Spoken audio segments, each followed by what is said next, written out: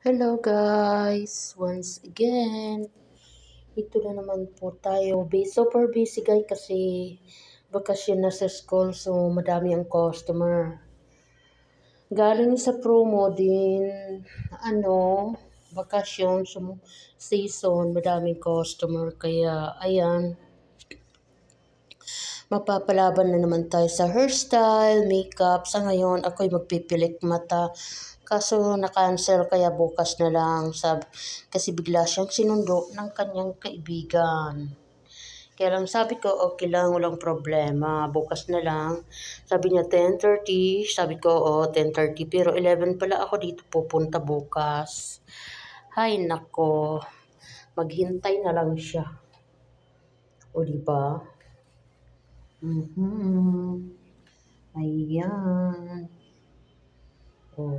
Ayan guys, Diyan ako pipilit mata. Nakahiga siya dyan at relax na relax. So, bukas na lang ulit. Kaya, antayin ko na lang siya bukas. Oy. Ayan, ano pa dito, ano ba to? Ulo. Na tinakpan yung kalahating mukha. Ayan guys. Pag ito'y mabasag, patay tayo. Ayan. Kasi nga, yung iba, pag wala akong pilik mata, magmamasad sila dito. Ayan. Gagawin ko na, ilalagay ko to sa ilalim. Guys. Lagi pa muna dyan. Ayan.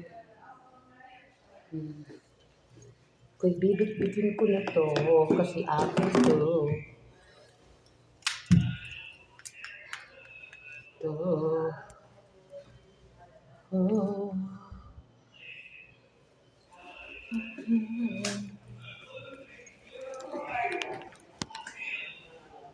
Ayan, pasilyo namin, napakahaba. Ay, ang ganda.